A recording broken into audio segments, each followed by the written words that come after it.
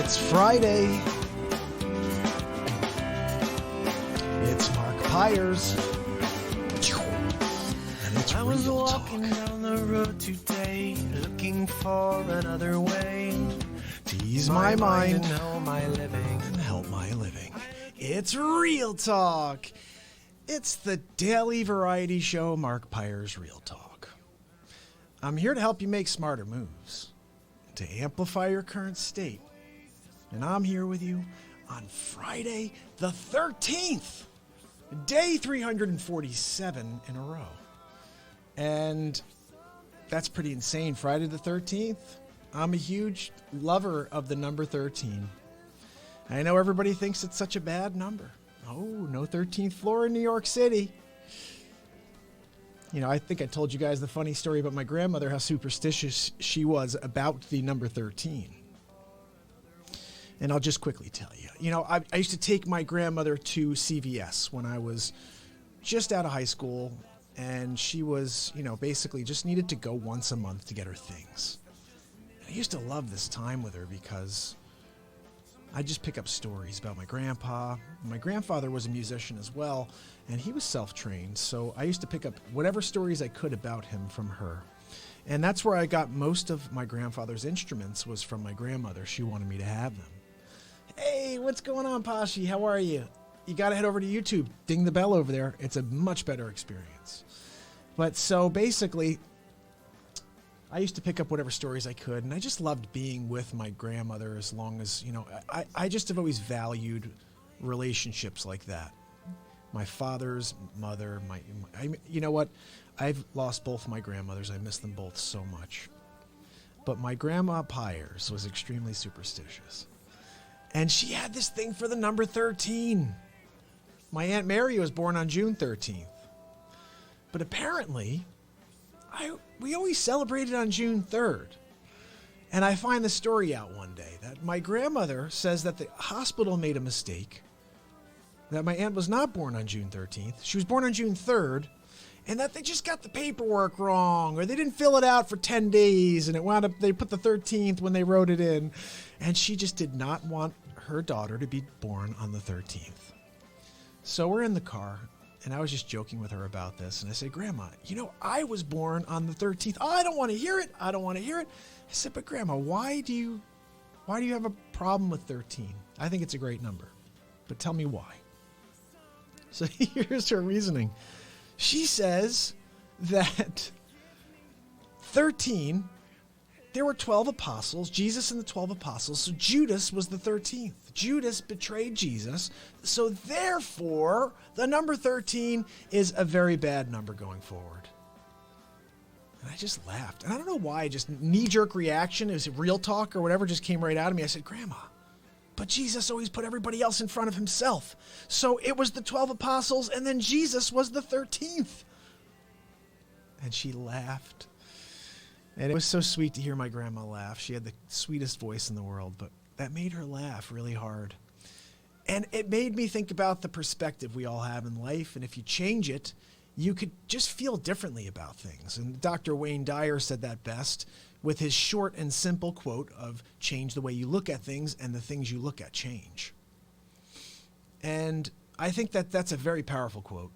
And if you don't think about it for the words that are written on that little quote, just think about it this way. Everything you look at, you have a certain idea of it, and you feel a specific way about it because of how you're looking at it.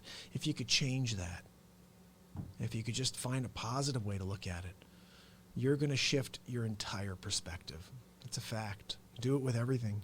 You do it with everything without realizing it. So is anything working here on Facebook today? I'm not sure if my chat's working. If anybody is here, say hello. And let me see. I'm going to try to see if I can open this up over here on my window so we could all get into some stuff here. Yeah, I'm live at least. That's good.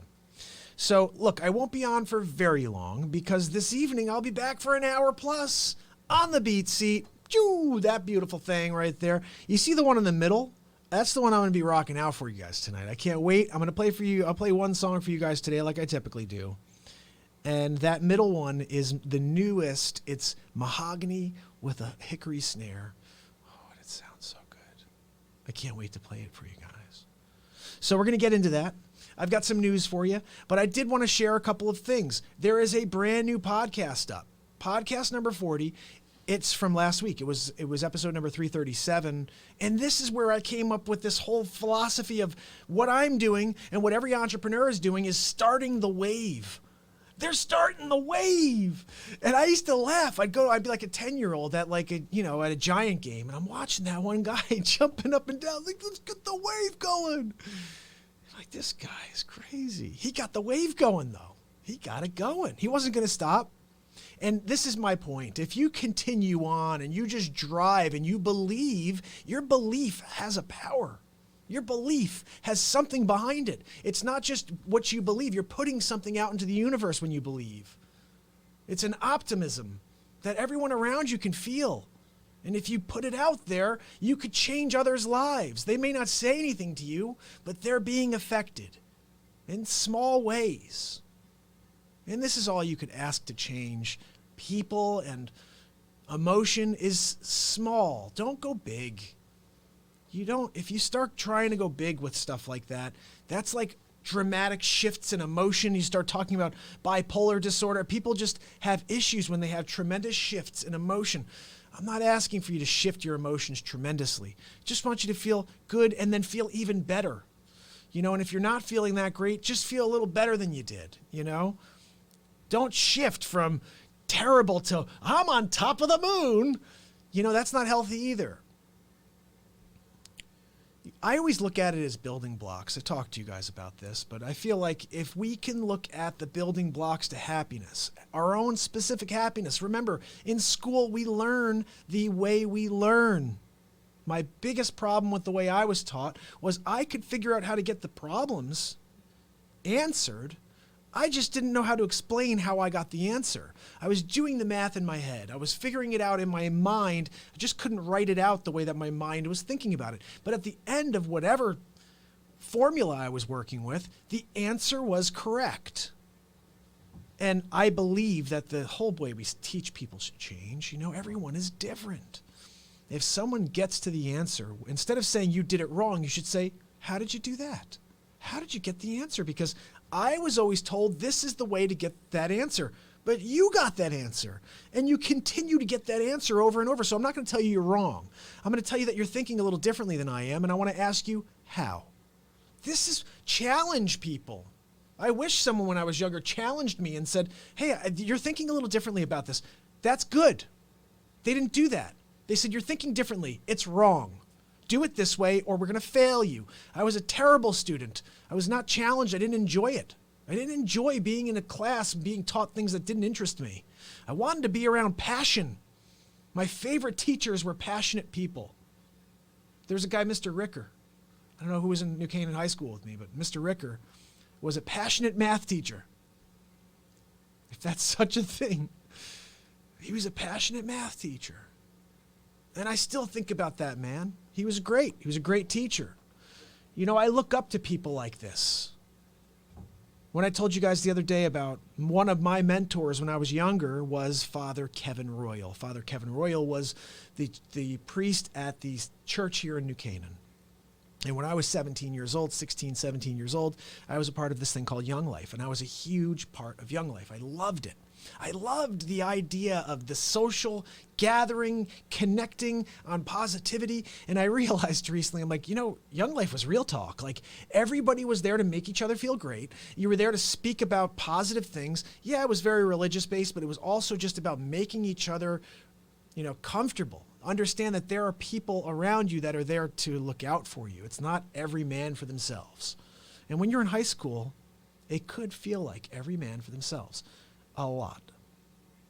And we're shifting all over the place right now today, guys. But, this reminds me also when you're in high school, how you go through these mental kind of bursts where you feel like you want to be a part of things. Like, oh, I want to be a part of that group and I want to be friends with that. And they look like they're having fun. Hey, maybe I can go and hang out with them. Well, I moved here in 8th grade. And when you move to a town in 8th grade, when everybody's already made their cliques, Everybody already has that 7 to 10 friends that's their go-to. You can't get in, especially with a Jersey accent. I'd be walking in, I'd be like, hey guys, you want to play baseball? I had this kid, Craig, he'd be like, baseball? You want to play baseball? Hey guys, get a load of this guy. He wants to play baseball. I'd be like, yeah, let's go play baseball, buddy. I'd be like, what is wrong with playing baseball? That's how I talked. I grew up in New Jersey, so when I came here, it was baseball and, hey, what's up, guys? And Sarah, no, I'd say Sarah. Yes, Sarah. Sarah, I think it was, and they'd say Sarah up here, so it's like Sarah. But down there it was Sarah. This is like all these little differences only being 2 hours away. I grew up 2 hours away, but apparently I talk different, so I'm different. But really, when you get into an environment where you go in and you are new and everyone else has built that relationship, that trust with each other, it's hard to get in there. Now, for me, I didn't have an issue. I made my friends. But I do remember specific times where I was like, I kind of wish I was friends with that group. They look like the cool kids. Here's a funny story. Senior year comes around. I had made my group of solid friends, guys that I had a great time with. We laughed. A few of them were extremely religious, so we were like, those are the guys I was doing Young Life with. But super cool group of kids. And all of a sudden, senior year, and this may be a thing that's universal, all senior years, everywhere, but it seemed like everybody wanted to hang out together senior year. They're just like, you know what? We're seniors now. Let's forget about the fact that we were this small group, and there's that small group, and Mark had his small group with his couple of friends over there, and let's all be a group. And this was kind of interesting, because I remember thinking to myself, oh, wow. Now they want us to hang out. Sure, guys, let's go. Let's go hang out. So we go to this first party. And I got to tell you guys, there's a great story I want to tell you. When you realize you're out of place, when you realize you're not wanted, when you realize when you're just like a fixture in a room, get up and go. Because I went to this party and I was a fixture. And all these people that I was hoping would be friends of mine and I was hoping would be part of my group of friends. And eventually I could say, hey, I'm cool with that guy. And because I was trying to be cool with everybody. I didn't want anybody to hit me. That was my thing. I was like, I don't like getting hit. I don't want to get hit. So I'm just going to do my thing. So I wanted to get along with everybody. And it seemed like all of a sudden I was invited to the party. But I wasn't even there. I was just there, but I wasn't there. I found myself speaking to the same friends that I became super close with. My best friends for that period of time, that's who I was talking to at that party. Not the kids that we were thinking, oh, we'll get to hang out and we'll all get to become a group and be cool. No, they were still hanging out in their clan. And then me, my 3 to 5 friends were sitting in our group. And then there was other group over there. And I'm like, what is going on here? And I remember I looked at my friend and I said, we're not doing this anymore. I said, we have so much more fun by ourselves. I don't need to be in an environment with people that make me feel less than. When you guys make me feel great. You guys make me feel like I have a purpose. My friends want to hear what I have to say. These people don't care what I have to say. I remember finding myself trying to be funny, trying to do something to create conversation. It's like crickets, guys. Do we even have crickets here? No. No, I got rid of the crickets.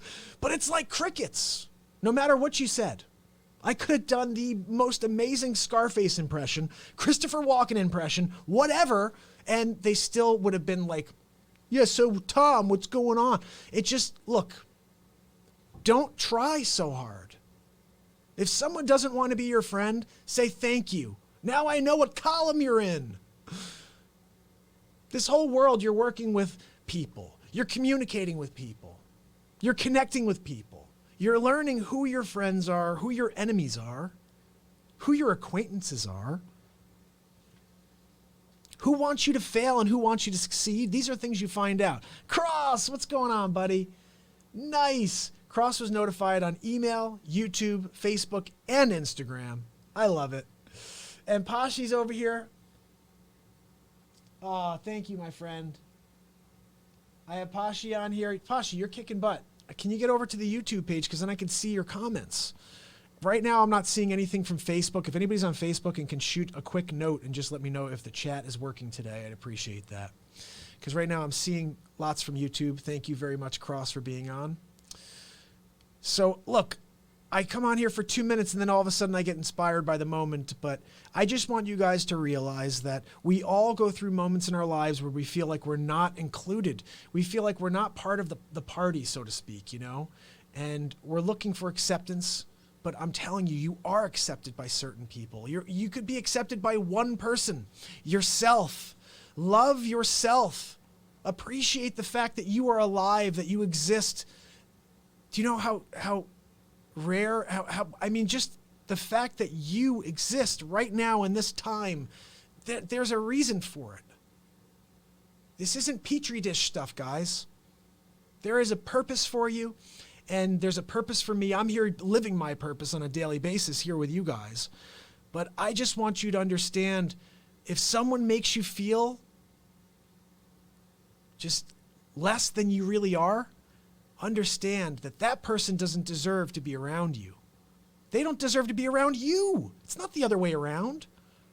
It's not, ooh, do they want to hang out with me? No, they don't deserve to be with you. You are special. You have something amazing in you. And those 3, 4, 5, 6 people that were my friends, they saw that in me. I didn't need those other people. I thought I did. I was a young, stupid kid. Ooh, that's the cool group right over there.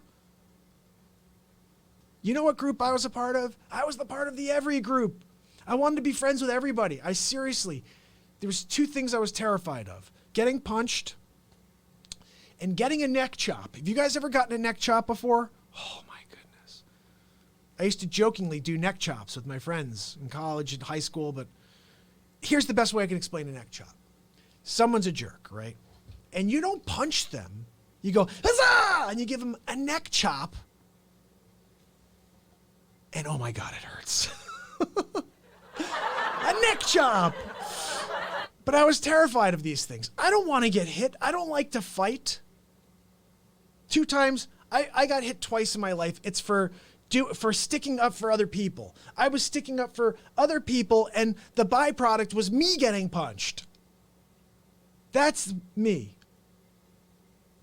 I don't like to fight.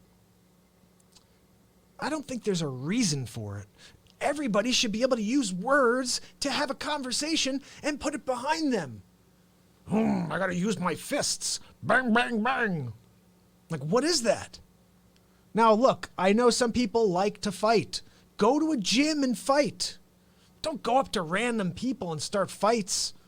Don't go up to some guy in a tie and glasses and say, I'm going to go and punch that guy in the face. Give him a neck chop. Oh, my goodness.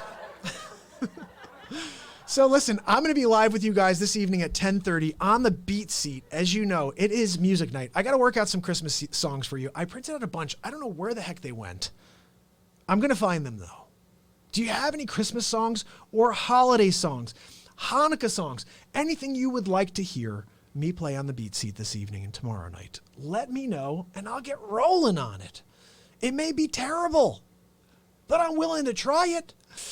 So listen, who's on with me? Someone say hello from Facebook. I see some people on, but I need to know if the chat's working. I don't think it's working. We're going to get into the news now. I got some really awesome stories for you right now. Hey, Habib, how you doing, pal? Thanks for tuning in over there on Insta. My people on Insta, you rock. Please head over to YouTube. Subscribe and ding the bell. I'm live every day forever. This is day 347 in a row. And tonight, as you know, every Friday we have a show from the studio, and then we go live that evening. We're live for a show on the Beat Seat, and we're going to just go nuts tonight. I'm feeling it. I'm feeling it, guys. So should we get into the news? Let's see. Here we go. So this is a little real estate for you. We didn't have much of a topic for you today. I did bring a new listing on the market. But check this out. Lachlan Murdoch just paid $150 million for the Beverly Hillbillies house. Now, this is interesting because as a realtor, that is a crazy commish right there. Are you kidding me? 150 mil, let's just do the math on that, 2.5%. That's 2.5% of 150 million, We're talking about $4.5 million commission. What am I doing in Connecticut? Why am I not out in Beverly Hills selling real estate? It's the second largest residential sale in the U.S. and the first in the sunny state of California. For a whopping $150 million price tag, conservative media mogul Lachlan Murdoch just purchased the iconic Bel Air property known as Chartwell. The French neoclassical style chateau anchoring Chartwell first gained national fame in the 1960s after it was featured on the legendary CBS sitcom The Beverly Hillbillies. While Buddy Ebsen never actually set foot on Jed Clampett's inside the actual mansion, its exterior was prominently featured on the series credits. Anyway, this was a 26-room estate, 25,000 square feet, has a 75-foot swimming pool, tennis court, and I heard something about President Reagan here. Let me see oh yeah. So basically, this guy also bought the property that President Reagan lived on, which was right behind, for $15 million in 2016, and combined it into the property. But this is the largest sale in the U.S., $150 million. That's completely insane. So it was originally priced at $350 million, and they got $150. I'm sure they did well. So let's see what else we got here. This is a story, guys, I just want to share with you about the determination it takes in order to be a winner, okay? Let me see if I can turn this down for a second here. So Tiger Woods was not interested in talking to Tony Finau on Sunday at the Masters, according to Tony Finau. Now, I want to play this for you guys because this just shows you something here about, like I said, what it takes to be the master. And if you want to win, here we go. I'm going to just do it this way. Here, let's go. Ready? The one untold Tiger story that I have was this year at the Masters. I had the pleasure and the cool honor to play with him in the final group of the 2019 Masters. We both had a chance to win a green jacket, which was special to me. I started watching the Masters in '97, so to now be able to play against my idol in the final group of at Augusta National was something special. We got the whole 7. We haven't exchanged any words, nothing. Just saying anyway, good luck on the first tee was about the extent of our he said hello to our talking. They started off the round together, and we're right next to each other. So I figured I better say hi or say something to him. And I said, "Hey, Tiger, like, how's the family? How's the kids?" Say something. It's Tiger Woods. And he looked at me, pretty straight face, and he said, "They're good." So and he kept walking. Hey, Tiger. So and I never talked to him again until I was congratulating him on the 18th green. So he was all business in the final round, and just kept walking. Rightfully so. He ended up winning the golf tournament, and that's probably the best Tiger story I have. That probably hasn't been told. Congratulations on the 18th hole. Now that may be rude. That may be like, what a jerk that he didn't say hello to me, he didn't talk to me, ask me how my family was doing. But that's a guy who had the focus necessary in order to walk away with the green jacket. Tiger Woods won the green jacket because he wasn't thinking about anything but victory. And when you have your eyes trained on the finish line, don't let anybody take you off of your game. Don't let any questions affect where you're going with that energy. Just deliver it. Just deliver it. He did that. He got up. He was like, "Are you kidding me? I'm winning. I don't have time to talk about anything. I got to go and get a birdie. And I got to go and get eagle the next hole." Tiger Woods. Good. Turned. Kept walking. Not good. How are you doing? How's everything with you, Tony? Your game looks pretty good, Tony. I like that swing. You hit the ball really far. Nothing. Good. Turn. Walk away. Green jacket. Now, maybe he still wins if he's Mr. Nice Guy and he's having a conversation. But what they were saying here is that for the last few years, while Tiger wasn't on top of the game, he was Mr. Nice Guy. Oh, let's chat it out. Let's have a nice conversation on the course. I'm not in the hunt. But the moment that guy's in the hunt, the Tiger comes out. The Tiger comes out. Now, look, there's a lot of people that don't like Tiger Woods for his personal life, or what he did in his personal life. I don't think what he did in his personal life is good either. But you can't take away the talent. The talent is the talent. And when you see that dude swing the club, there's something there. And it's his attitude. It's because Because he knows he's going to win. He knows if he doesn't get into a conversation with Tony, if he just stays focused on every single swing, on every breath coming out of him, deliberate, everything, that's how I win. I don't win by letting my guard down. I could stop this.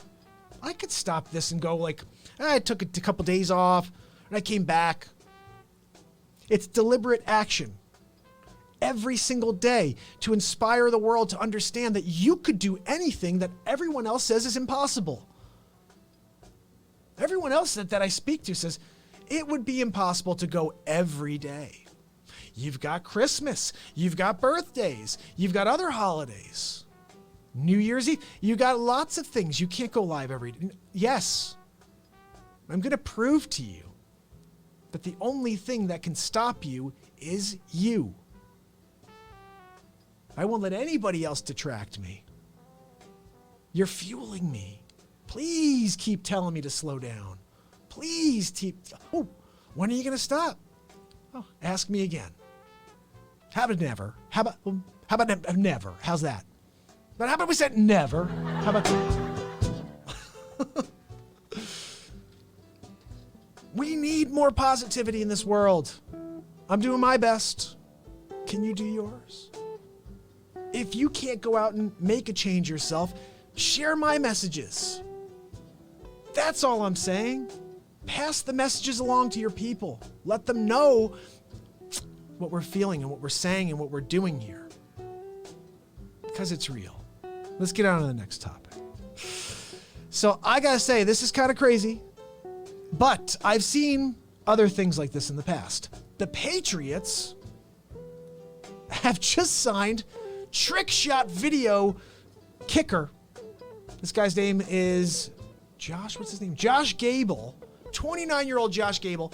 He is a trick kicker from Instagram. And actually, I watched this guy. He's kicking like 60-yard field goals. Not only that, he's kicking like a bar. He's like, hey, watch this. 70 yards away. Let me just hit that bar. He does like 4 times in a row. So he looks like the real deal. What they said is he actually, instead of going to college, he went to England and played soccer for a few years. And now he's 29. He came here about 2 years ago. He started making these videos. He's asking for someone to give him a shot. Crazy thing is they've had a few teams that have worked him out, and the Pats worked him out twice. And this time, because they're having an issue with their kicker, they're bringing him onto the squad. Well, it's just practice squad. So potentially making way for a 5th kicker to play on the active roster this season. So they've tried 4 other kickers before giving this guy a shot. And if you want to see the trick shots, I mean, I could probably, I don't know how to do that now, to be honest, guys. Because now we're working with real screen. Before I could film my screen here for you, but now that's this. That's not working right now. So anyway, check that story out. Pretty cool. Or maybe you'll see him in the next coming week or 2. Now this one I want to talk about. Breathable atmospheres may be more common in the universe than we first thought. Now who's been saying this? Non-scientist guy. Who's been talking about this for the last 347 days? The guy who never studied science? Just the guy who uses his common sense and says if we're here, then there's got to be lots of other places out there that have people living, whether it's people or something, but we're not the only atmosphere in this extremely massive universe we can't even map. We can't even map the universe. It's that big. And if you look at one of these videos, I told you there's this video up there. It shows 38 pictures or something like that from the solar system that you need to see. And there's a few where it shows what we look like from Neptune. Grain of sand. Grain of sand. You could be on Neptune, breathing, and saying, there's nothing else out there. We're the only ones. Ugh. I remember being in school and them saying, yeah, we're the only things out there. Like, are you kidding me? I just wish it was easier for us to make contact. Just the thing is, it's almost impossible. This is the thing I've learned. My friend Corey, who happens to be this genius scientist, tried to explain to me why we haven't made contact with another alien species or with another human race anywhere else in the universe, because he said they would have had to have left their planet like 40,000 years ago to get here today. Like, that's the way he explained it. He was like, they can't, like, the distance for them to travel from there to here, by the time they get here, will all have been dead and gone. So it's like they would have had left like 40,000 years ago. They left, and they're finally docking up to see out of there, the flying in. Like, hey, what's that spacecraft coming out? Oh, it's a 40,000 year journey, and we just wanted to say hello. So he's like, you'll probably never, ever see us make contact with another species unless someone's figured out an interstellar way of travel that we haven't figured out yet, which I think will be at some point. We'll be able to get there. Now, I got to tell you guys, I do a lot of searching for topics on this show for you guys now. And I read something the other day that blew my mind, and I want to do some more reading, but it's really, really science fiction. It's like super sci-fi. And it's some guy who says that he worked on a program in the 70s or 80s with the government. And this is just totally out there. So like I said, grain of salt on this one. But this guy says he's traveled throughout time, not into the future. He's like a Back to the Future type of thing. Like, he went forward, he went back, and then this is where it gets totally wild. They talked about soul transfers and stuff like that. That's when I started saying, this is obviously not real. But the guy also seemed credible. Like, he did work for the government, and if you hear him speak, it's like he's very bright, so it's a little weird. But there are a lot of crackerjacks out there that are saying things that just, don't seem possible. And what's funny is some of the crazy, outlandish things that people say that aren't possible are crazier than the idea of there being other planets that can inhabit life. Seriously, some of the things that are said on the internet that people are believing, crazier than the idea of there being another Earth, or thousands of other Earths, or another me somewhere else doing a real talk right now that's exactly the same as this, but maybe I have blonde hair. Maybe I'm wearing a green tie, but I'm saying the same stuff. Maybe there people are actually paying attention. Who knows? But that's real. That could be a very real thing that we don't ever learn about. Maybe in thousands of years, we're like, oh yeah, those idiots never knew. They never knew that they had a doppelganger on these million other planets out there, because they say that you can't even understand the amount of planets, the amount of heavenly bodies in the universe. It's not something you can fathom. And then that's when you realize how small you are. And some would say insignificant. Isn't it interesting that that small, insignificant speck, that soul within that small piece of sand, when you're looking from Neptune back to Earth, has an energetic value that could be felt throughout the universe? That's something you have within you.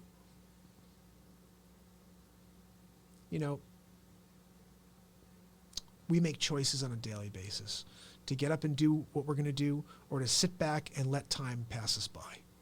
Some of us choose to seize the day, and some of us choose to rue that we didn't live for our moments. We look back and we say, how did this gray hair get here? How did I get all these wrinkles on my face?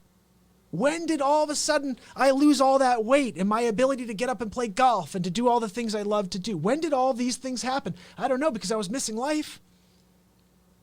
I was too afraid to get up and do anything, that now I'm looking back with regret.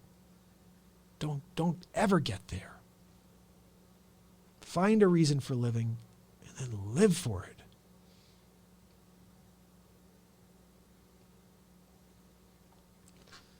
That's what I got to say. So I'm going to play you guys something real quick, and then we're going to head over to, I'm going to start breaking down because I got a show to put on tonight at 10 o'clock. And I hope you guys are going to be joining me for that. It's going to be a great show tonight. I don't know if you can tell, I got some energy flowing through me tonight.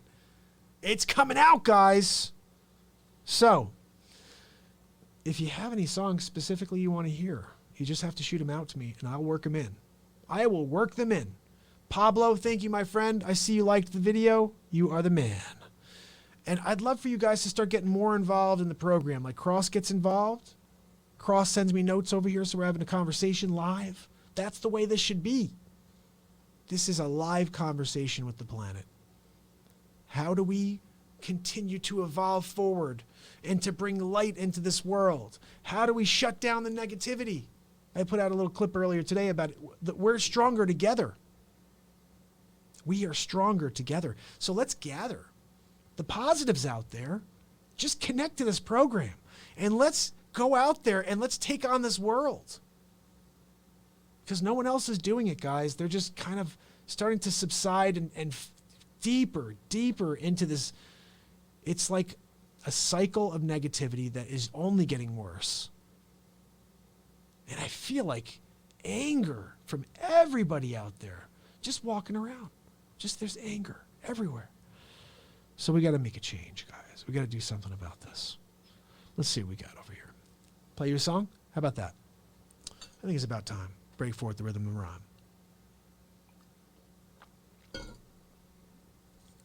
I've got my little tortoise shell pick here for you.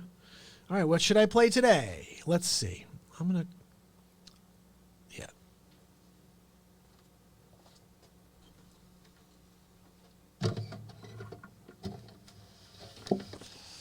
All righty. What do we got over here? Maybe we should tune the guitar. We should have done that before we started. That's what happens when you don't have the tech guy in the studio.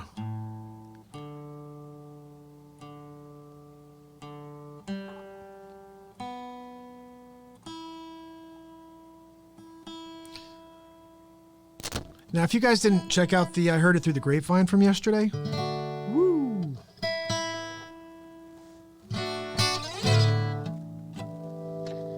I Heard It Through the Grapevine from yesterday was so good. So take a listen to that after this is over. What's going on over here?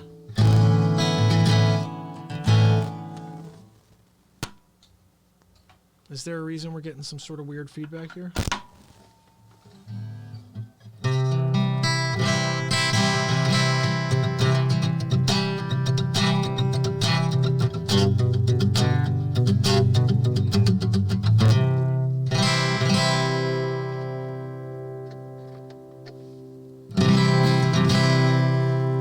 A little better at least. I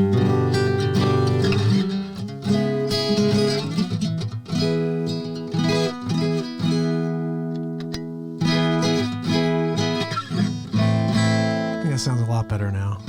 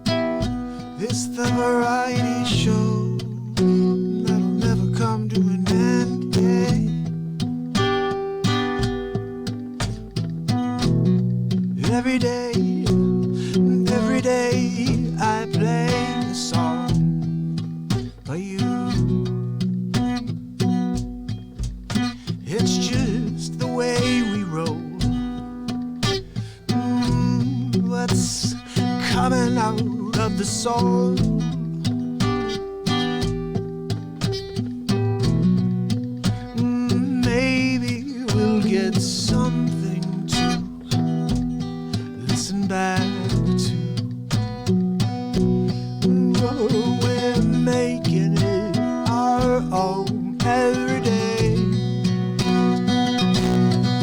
Don't let anyone tell you that you can't be what you wanna be.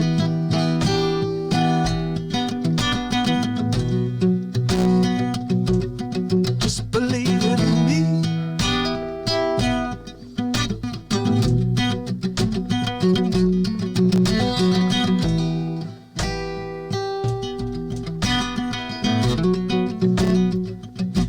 .47 in a row.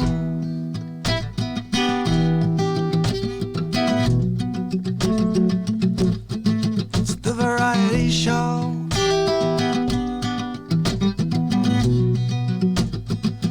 Real talking with real talking.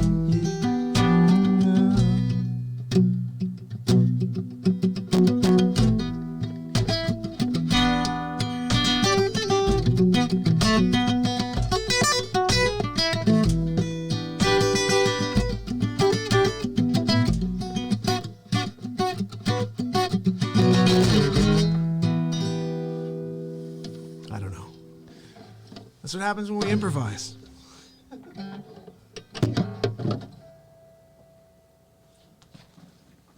We just make up songs. What the heck? Was anything good there?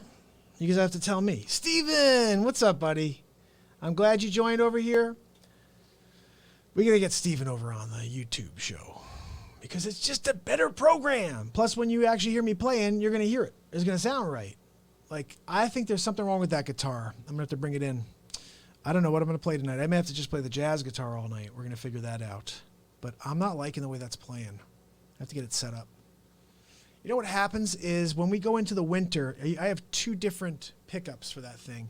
I have to switch, saddles. I have to switch the saddle out. Between winter and summer, I got to switch these saddles. And I have the saddle already, so I'm going to just, I'll do that.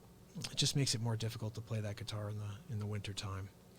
It's gonna hurt the fingers even more. I love it. Nobody realizes the calluses you build up when you play guitar, and when you've been playing guitar for 20 plus years now. But I used to play guitar like 3 hours a clip. I go out and play a 3-hour show, and then I'd be like, okay, tomorrow I get another 3-hour show. It was like bricks, and they're hard, but they're not like they used to be. Definitely not the same. It's funny when you build up endurance. You do that with everything in life. The more you do something, the more you can do it. And I was doing 3 hours a night when I was touring. And I think I told you guys, like, this is probably my flaw, is I don't know how to shut off when I see people paying attention. Like, when I know that there's an impact being made, I'll keep going. I'll keep playing. And I did one show in it was Elon College. And this was a great show. Such a good show. Packed.